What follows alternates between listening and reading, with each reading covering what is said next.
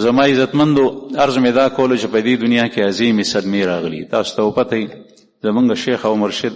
حضرت سید مفتی مختار الدین شاه صاحب دامت برکاتهم العالیه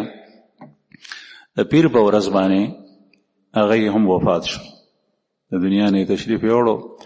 د منګل په ورځ د پنځم په ورځ باندې جنازه او تدفین. دا چې څنګه خلک وخت یې مونږ تیرو نو داسې کس نو، دا عظیم شخصیت او د دې اقرار د دې وخت علماو مشایخو سربراورده خلکو چې د چا د الله سره تعلق عارفین بالله ټول دا اعتراف کړی دی چې حضرت الله پاک کوم صلاحیتونه ورکړیو، کوم کار کولو، کوم بوج اوچت کړیو او کوم کار ته اوږې ورکړې وې، داسې دی وخت کې چې کوم دی نو داسې کسان هغه ناپید وي. یعنی د امت په منځ کې اتحاد او اتفاق راوستل چې کوم د امت هغه افراد دي چې هغه امت مسلمه دي لیکن په هغې کې پوټ دی په څه طریقه به د امت یوش. بیا دین بعضې دین مونږ اخیستی دی، بعضې دین مې پرېښی دی. هر فرد چې وګورې هغه کې څه نه څه کمی شته د دین په حوالې سره. دی وایي چې بس دین دا دی، د هغې نه علاوه هغه دین نه دی. عبادات چې اخیستي دي معاملات یې تر کړي او پرېښي دي، یو شعبه یې اخیستې ده بله شعبه یې پرېښي ده. حضرت په دې باندې زور اچولو چې نه، پوره دین زده کول، پوره دین منل، پوره دین باندې خپله د تلو کوشش کول، په پوره دین باندې امت راوړل، دا د دې امت فریضه ده. داسې کسان په کار دي چې هغه د پوره دین نقشه خلکو ته ورکړي. دریم دا چې د انسان او د الله جل شانه د رضا او خوشنودۍ حصول په منځ کې شیطان او د انسان نفس حایله کېږي. د حضرت مفتی صاحب زیات زور په دې باندې چې موږ خپل نفس نه روزو، د خپل ځان دپاره ښځې موندل، ښه خوراک کتل، ښه ځای کتل، ښه ناستې کول، په نشست کې په مجلس کې اعلی ځای باندې کېناستل، دا نفس په هغه کپسول کې دننه ننوتل دي، د دې نه راوتل پکار دي. صحابه کرام د دې نه راوتي وو، هغوی به خیرنې او شلېدلې جامې اچولې وې لیکن هغې کپړو په هغوی اثر نه کولو. مونږ که چېرته ښادۍ ته واده ته لاړ شو، مونږ داسې لباس اچولی نو هغې پینډه کې مونږ نه شو کېناستی. خلق به څه وایي، خلق به څه وایي. لوگوں کے کہنے کی وجہ سے کسی کام کو کرنا، لوگوں کے کہنے کی وجہ سے کسی کام کو کرنا یہ شرک کے اندر آتا ہے. دا الله دپاره کار کول پکار دي او د خلکو د وجه نه کار پرېښول، د خلکو د وجه نه کار پرېښول دا لویه ګناه ده عظیمه. دا کار په دې وجه نه کوم چې خلک به څه وایي، نه، کار داسې کول پکار دي چې الله جل جلاله راضي شي. هغه کار به کوم چې الله راضي شي، خلک دې هر څه چې وایي. قرآن کریم کې د رسول الله صلی الله علیه وسلم په احادیثو کې ځای په ځای الله جل شانه فرمایي. صحابه کرام چې به چرته تلل دا غیب دغه داوه لنخرج العباد من عبادت العباد الى عبادت رب العباد، ہم اس لیے آئے ہیں تاکہ لوگوں کو بندوں کی عبادت سے نکالیں اور اللہ کی عبادت کی طرف لے آئیں. الله سره مونږ یوځای کړو. د بندګانو د ده ته ټیټېدل، ده ته ټیټېدل، د هغه چاپلوسي کول دا نه، بلکې مونږ د الله جل شانه عبادت.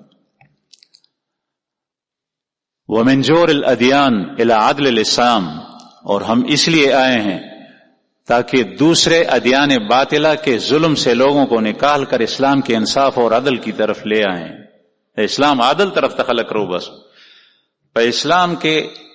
د مسلمان د پاره ټول عدل لے، په اسلام کې د کافر د پاره هم عدل لے. هغه کافر چې په دارالاسلام کې وخت یې رہی هغه ته دین اسلام حقوق ورکوي. هغه کافر چې هغه د خپل دین برملا پرچار کوي، د اسلام او د مسلمانانو د خدای سره دشمنی اخلي، هغه سره د جهاد وکړي. ومن ضيق الدنيا الى سعتها، او مونږ دې دپاره راغلو چې د دنیا د دې کپسول نه خلک راوباسو، وسعت طرف ته یې راولو. وسعت طرف نه چې دا جامې مني، لباس مني، بیا په دې مجلس کې زه نشم شریک کېدی، دا خو تنګي ده.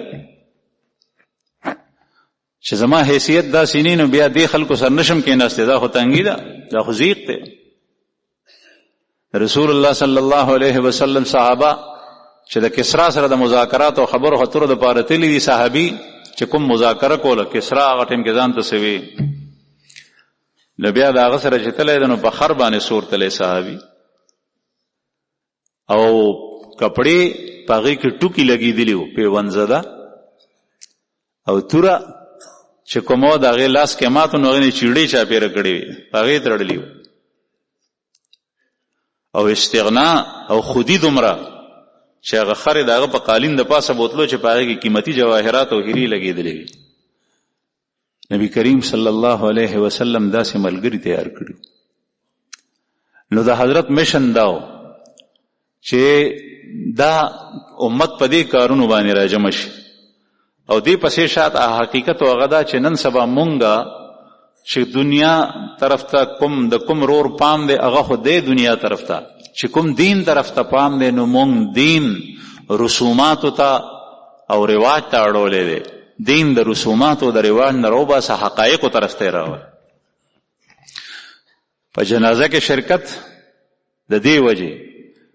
جمع تراتلل د دې وجې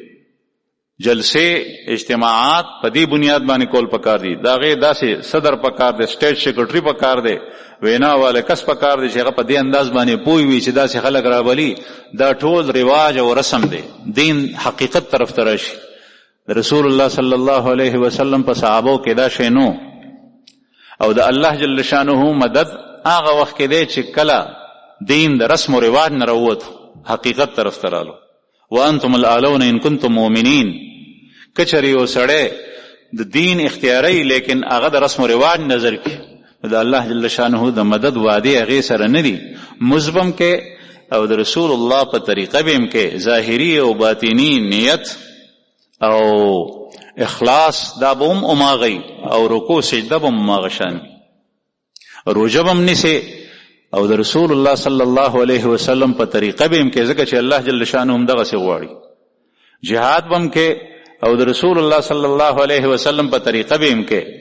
زکات بم ورکه او د رسول الله صلی الله علیه وسلم د ضابطه مطابق چې هغه کوم پریخه د پاغه طریقه به کې وخت بم د مسلمانانو سره تیرې او خود خپل خپلوانو حقوق به ادا کې د گاونډي حقوق به ادا کې په هغه طریقه چې څنګه رسول الله صلی الله علیه وسلم فرمایي سلام بم اچھے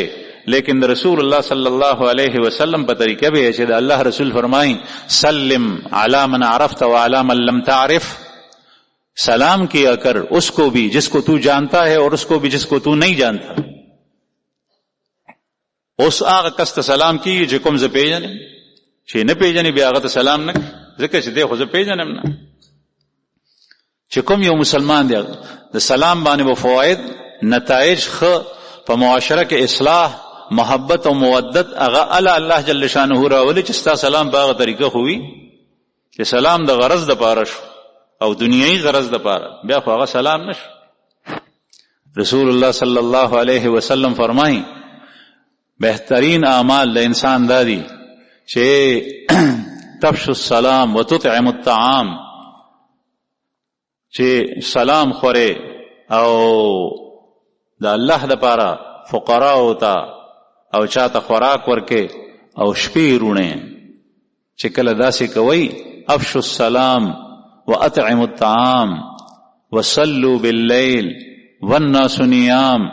رات کو کھڑے ہو کر اللہ کے سامنے نماز پڑھو اللہ کو راضی کرو وہ لوگ اس وقت سو رہے ہوں یہودیان بودی نصارا بودی تو مسلمان اللہ جل شانہ ودرے گا اللہ راضی کر